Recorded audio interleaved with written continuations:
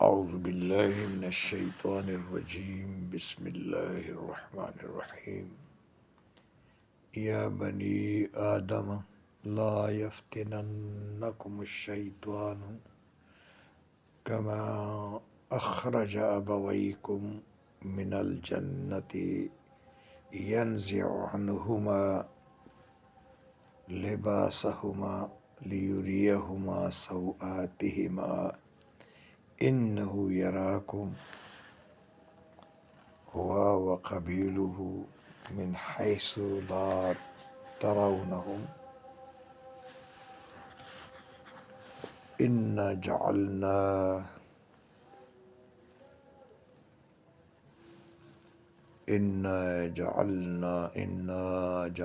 الشیاطین اولیاء للذین لا یؤمنون۔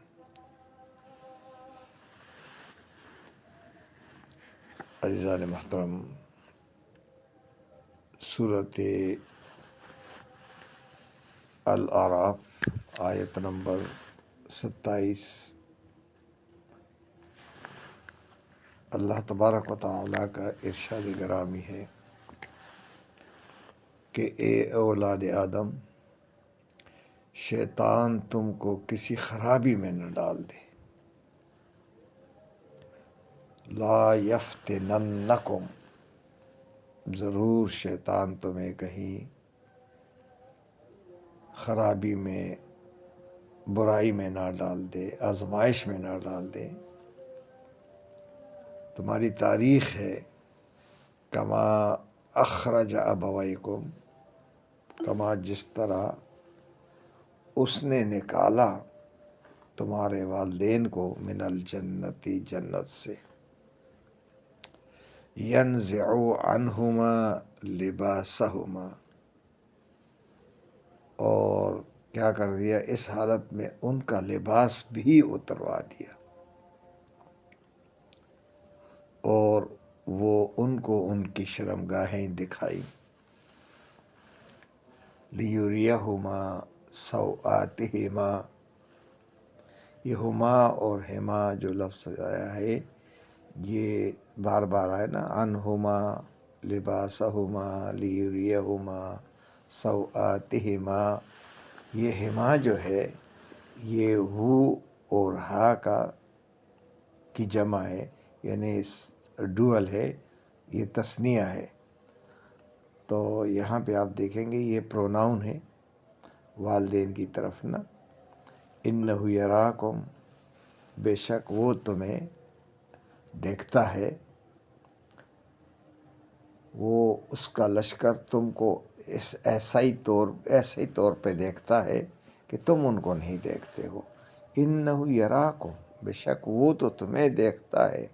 ہوا وہ بھی، اور قبیل ہو، اور اس کا پورا لشکر، من حیث لا ترونہم، یہ ایسی جگہ سے دیکھتا ہے جہاں تم نہیں دیکھ سکتے ہو، تم ان کو نہیں دیکھتے ہو۔ انا جعلنا الشیاطین، اور ہمارا طریقہ کار کیا ہے کہ ہم نے شیطانوں کو انہی لوگوں کا اولیاء، دوست بنائے ہیں، الذین لا یؤمنون، جو ایمان نہیں لاتے ہیں۔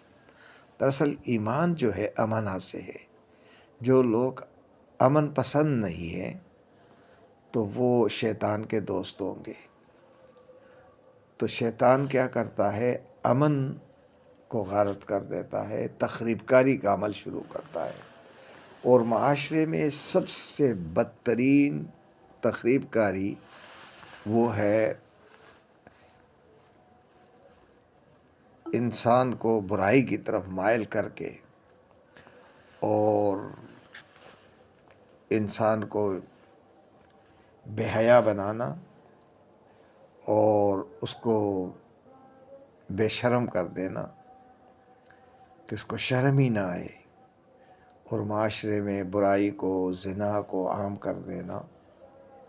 یہ اس کا سب سے بڑا وار ہے، اور اسی میں لوگ آ کر پھنس جاتے ہیں۔ اور جب ایک دفعہ اس کے ساتھ لگ جاتا ہے تو پھر یہ برائی ہٹتی نہیں ہے، جب تک وہ اللہ کے سامنے اپنے گناہ کا اعتراف کر کے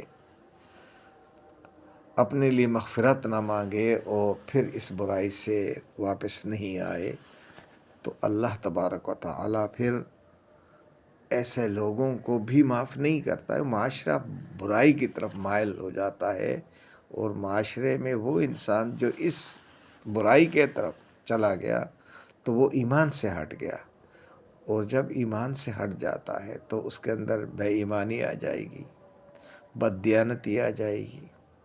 تو شیطان انہی لوگوں پر وار کرتا ہے، ان کا دوست بن جاتا ہے، اور دوستی کے ماحول میں ان سے ایسے غلط کام کراتے ہیں۔ تو یہ انسان کے اوپر ایک ایسا وقت آتا ہے جوانی کا، اور اس میں شیطان وار کرتا ہے، ہر زاویہ نظر سے اس کو پھنسانے کی کوشش کرتا ہے تاکہ وہ اپنی منزل سے ہٹ جائے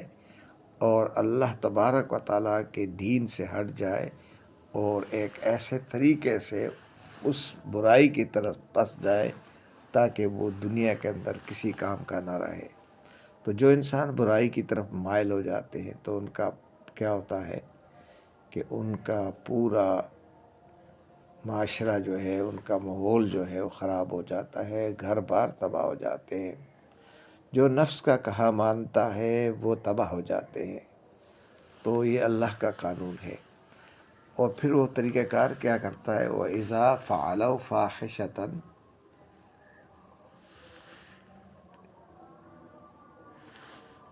وَإِذَا فَعَلُوا، اور جب وہ کسی سے لوگ جب فحش کام کرتے ہیں، وَإِذَا فَعَلُوا فَاحِشَةً، فحش کہتے ہیں برائی کے وہ کام، ایمورلٹی کے کام کرتے ہیں، تو قالو، وہ کہتے ہیں کہ ہم نے اپنے ماں باپ دادا کو اس طریقے پر پایا ہے، تو وہ پھر دیکھتا ہے کہ یہ برائی تو ہمارے ماں باپ کے اندر بھی تھی، تو اگر ہم نے کر دی تو کون سی بڑی بات ہے۔ تو یہ واللہ امرنا بہا، اور وہ کہہ رہے ہیں کہ اور اللہ نے بھی ہم کو یہی بتایا ہے، تو وہ اپنے لیے ہیلے بہانے تراشتا ہے کہ کسی طریقے سے میں اپنی غلطی کو کسی طرح یہ بات ثابت کرا دوں کہ یہ کام تو ہر ایک آدمی کرتا ہے، برائی تو چلتی رہتی ہے معاشرے میں۔ تو اللہ فرماتے ہیں کہ اے نبی صلی اللہ علیہ وسلم، قل کہہ دیجئے، ان اللہ لا یأمر بالفحشاء، اللہ تعالیٰ فحش بات کی تعلیم نہیں دیتا ہے۔ اللہ معاشرے کو برائی کی طرف نہیں دھکیلتا ہے، بلکہ معاشرے کے اندر سے تخریب کاری کو، برائی کو روکتا ہے، کہتا کہ یہ نہ ہو کہ میرے بندے بے سکون نہ ہو جائے، کہیں میرے بندوں پر پریشانی نہ آ جائے۔ تو اللہ تبارک و تعالیٰ جو ہے وہ معاشرے کو بہترین حالت میں دیکھنا چاہتا ہے۔ کون ہے جو اپنے گھر کو تباہ کر دے؟ تو گھر کے اندر تباہی کیا آتی ہے کہ جب وہ شیطانی عمل شروع ہو جاتے ہیں، زبان سے، ہاتھ سے، جس طریقے سے اسے پیسوں سے،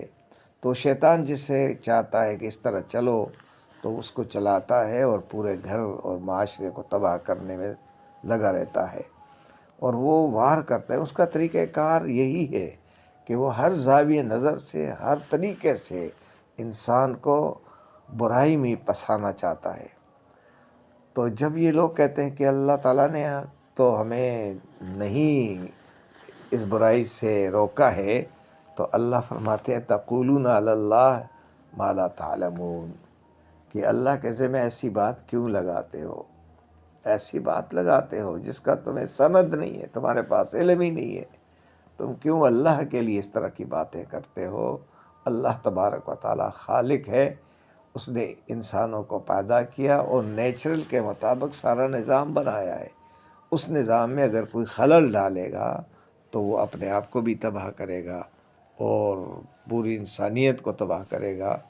اور اللہ تبارک و تعالی انسانوں کو تباہ کرنا نہیں چاہتا، بلکہ انسانوں کو محبت کے ساتھ، ایک دوسرے کے ساتھ تعلقات سنوارنے کی، ایک دوسرے کا خیال رکھنے کی تلقین کرتا ہے قرآن کے اندر. تو یہ قرآن ہے جو ہمیں پیغام دے رہا ہے اور ہمیں اپنا ماضی دکھا رہا ہے. اس ماضی کے اندر دیکھنا چاہیے.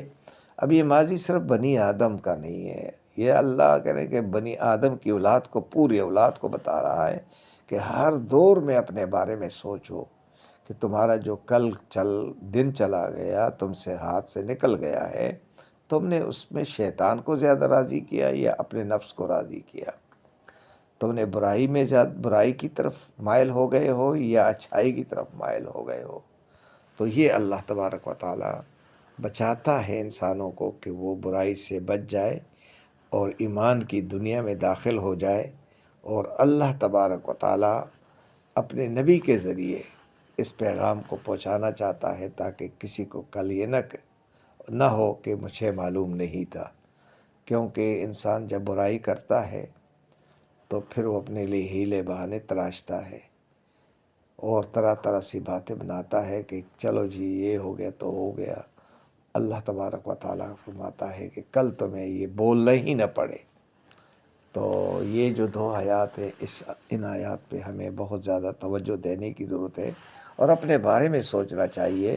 کہ میرا دوست شیطان ہے، میرا دوست میرا نفس ہے، یا میرا دوست میرا رب ہے، میرا اللہ کا نبی ہے، یا میرا دوست اللہ کا قرآن ہے. تو قرآن، نبی اور اللہ سے جو دوستی کرتا ہے وہ برائی کی طرف کبھی بھی نہیں جاتے. اللہ تبارک و تعالی ہمیں سمجھنے اور عمل کرنے کی توفیق عطا فرمائے.